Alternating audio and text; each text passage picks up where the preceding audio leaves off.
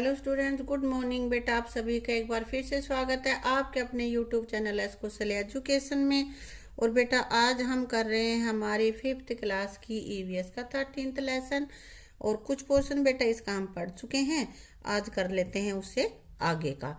तो आज हम पढ़ते हैं कि पक्षी जानवरों की पशु पक्षियों की कैसी भोजन की आदतें होती है, कौन सा जानवर क्या खाता है। भोजन के लिए डॉल्फिन छोटी मछलियां, कछुओं, झींगों आदि को शिकार बनाती है। यानी कि डॉल्फिन क्या क्या खाती है? मछलियां, कछुए और झींगे आदि। यह शिकार को चबाती नहीं बल्कि निगलती है। मेंढक अपनी चिपचिपी जीभ से कीड़ों को चिपकाकर पकड़ता है। मेंढक कैसे? उसकी जीभ चिपचिपी होती है, उस कीड़ों उसको चिपक जाते हैं और वो उनको खा लेता है। पानी में रहने वाला सांप भोजन के लिए मेंढक, मछली, कीड़ों आदि को निगल जाता है। सांप क्या क्या खाता है? मेंढक, मछली, कीड़े आदि जो सांप पानी में रहते हैं। ठीक है, ये हमारी इन जानवरों की कुछ थी भोजन की आदतें, यानी कि क्या क्या भोजन वो खाते हैं। मच्छर क्या खाता है? मच्छर किसका भोजन है? हाँ, मच्छर क्या खाता है? क्या खाता है बेटा? मच्छर तो हमारा खून पीता है ना। हाँ, मच्छर मनुष्यों व पशुओं का खून चूसता है। मच्छर का तो भोजन खून है।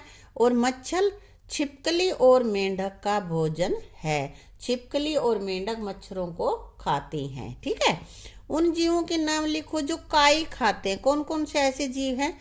मछली, कछुआ और मेंढक आदि। ठीक है, वे जीव जो कीड़ों को खाते, कीड़ों को खाने वाले मेंढक, छिपकली और बगुला आदि जानवर कीड़ों को खाते। आदि का मतलब इसी तरह के और भी जानवर हैं जो कीड़ों को खाते हैं। कीचड़ में कमल। क्या तुम जानते हो कमल का पौधा भी पानी के अंदर ही उगता है? कमल का पौधा पानी में ही होता है बेटा, ऐसा है। ठीक है, बरसात में हरे रंग की शैवाल या काई तालाब या जोहड़ के पानी की सतह पर दिखाई देती है। काई देखी है ना, जहाँ पे ज्यादा पानी से इकट्ठा होता है तो वो कहते हैं काई जम गई है। तो काई एक पौधा ही होता है बेटा, उसको हम शैवाल भी बोलते हैं। शैवाल एक प्रकार का पौधा है, यह अपना भोजन स्वयं बनाता है। यह भूमि की उपजाऊ शक्ति को बढ़ाता है, इससे उपजाऊ शक्ति बढ़ती है बेटा।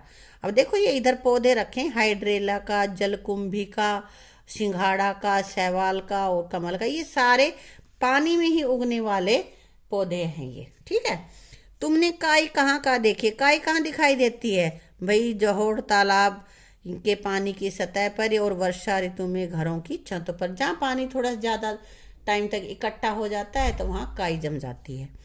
यह किस मौसम में अधिक दिखाई देती है? काई किस मौसम में अधिक दिखाई देती है? बरसात के मौसम में काई अधिक दिखाई देती है।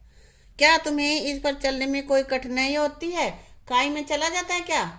आराम से नहीं चला जाता, इसमें कठिनाई होती है क्योंकि यह चिकनी होती है, इसलिए इसमें चलने में हमें कठिनाई होती है। आगे है पानी में भी खरपतवार।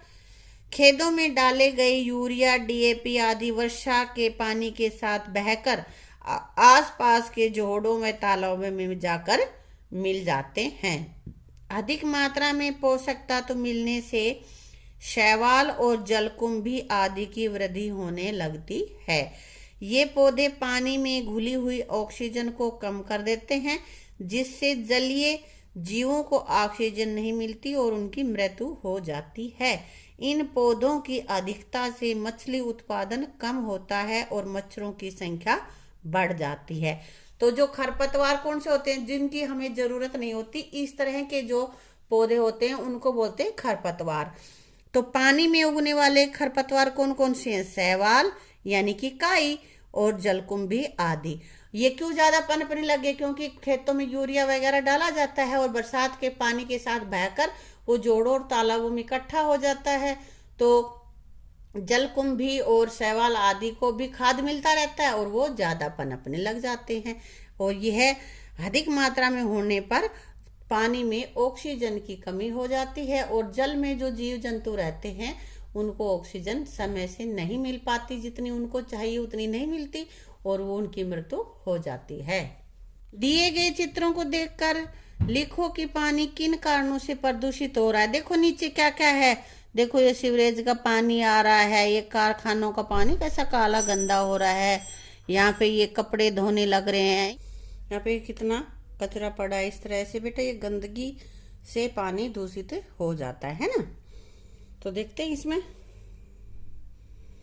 गंगा नदी में पड़ती गंदगी से न केवल इसका पानी मैला हुआ है बल्कि इसमें रहने वाले जीवों का अस्तित्व भी खतरे में पड़ गया है। अस्तित्व खतरे में पड़ गया मतलब कि वो जीव जीवित रहेंगे कि नहीं रहेंगे, उनकी प्रजाति लुप्त होने के कगार पे है।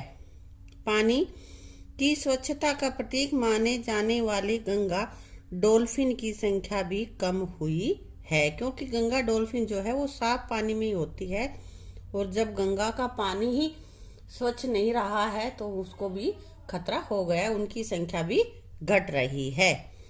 वन्य जीव संरक्षकों का कहना है कि स्थानीय लोगों को इस बात के लिए प्रोत्साहित किया जा रहा है कि वे उर्वरकों का प्रयोग न करें, क्योंकि जो खेतों में उर्वरक डालते हैं बरसात के साथ वो बहकर वापिस आ जाते हैं नदियों में, जो भी पानी होता है उसमें, और वो फिर पानी में जो रहने वाले जीव हैं उनको हानि पहुंचाते हैं। प्राकृतिक खाद का प्रयोग ज्यादा करें, इससे नदियों के जल का प्रदूषण कम किया जा सकता है। उर्वरकों की जगह पे जो प्राकृतिक खाद है, जैसे कि जो देसी खाद है पशुओं के गोबर से या भाई पत्तियों से, इससे जो खाद बनता है उस खाद का प्रयोग अधिक किया जाए। यहाँ पे ये देखते हैं जलीय जीवों की आहार श्रृंखला में डॉल्फिन का स्थान सबसे ऊपर है। इसे बचाने और संरक्षण के लिए भारत सरकार ने सन 2009 में इसे राष्ट्रीय जलीय जीव घोषित किया है। किसको राष्ट्रीय जलीय जीव घोषित किया है? गंगा डॉल्फिन को। बिहार के भागलपुर के सुल्तानगंज के कहलगांव गांव तक 40 किलोमीटर के गंगा क्षेत्र में डॉल्फिन अभ्यारण्य बनाए गए हैं। 40 किलोमीटर का जो एरिया है, कहाँ से? भागलपुर के सुल्तानगंज से लेकर कहलगांव तक का जो गंगा का 40 किलोमीटर का एरिया है, वहां पे डॉल्फिन अभ्यारण्य बनाए गए हैं। तो बेटे आगे है, किसी ऐसे स्थान के बारे में अखबारों से जानकारी एकत्र करो जहां उर्वरकों के प्रभाव से शैवाल की वृद्धि के कारण जलीय जीवों की मृत्यु हुई हो। अखबार की कतरने यानी कि अखबार के जो कटिंग है, जहाँ पे ये खबर छपी हुई है, उन खबरों को, उन कटिंग्स को काट के और अपनी नोटबुक में तुम्हें ये चिपकानी है। ठीक है बेटा। अब आगे बेटे कुछ क्वेश्चन है ना, इनको मैं अलग से लिखवाऊंगी क्योंकि इसमें स्पेस कम है और मैं लिख नहीं पाऊंगी। यहाँ पे है, तुमने पिछली कक्षा में दूषित जल से होने वाले रोगों के बारे में पढ़ा था। उन रोगों के नाम लिखो। जो रोग दूषित जल पीने से होते हैं उन रोगों के नाम लिखने हैं, जैसे हैजा, पेचिस, पेचिस मीन्स दस्त, पीलिया, मियादी बुखार, उल्टी, दस्त, हेपेटाइटिस ए। इस तरह के जो रोग हैं वो दूषित पानी पीने से हो जाते हैं। अब आगे फिर ये क्वेश्चन आ गए हैं, इनको हम करेंगे अलग से। अब आगे है हमारे पास है सिंघाड़े की खेती। तो सिंघाड़े की खेती कैसे की जाती है देखते हैं हम। सिंघाड़े तो सभी ने खाए हैं ना। हाँ, सिंघाड़े पानी में उगने वाली एक बेल से पैदा होते हैं और बेलों को पानी की कीचड़ में रोपा जाता है। सिंघाड़े बोने से पहले फिटकरी डालकर पानी को साफ किया जाता है ताकि अशुद्धियां जमकर नीचे बैठ जाएं। साफ पानी होने पर बेलों को आसानी से रोपा जाता है, उनको नीचे जमीन में रोप दिया जाता है। कीचड़ वाले पानी में इसकी जड़ें दूर दूर तक फैलती हैं। अक्टूबर नवंबर में इसकी पैदावार होती है।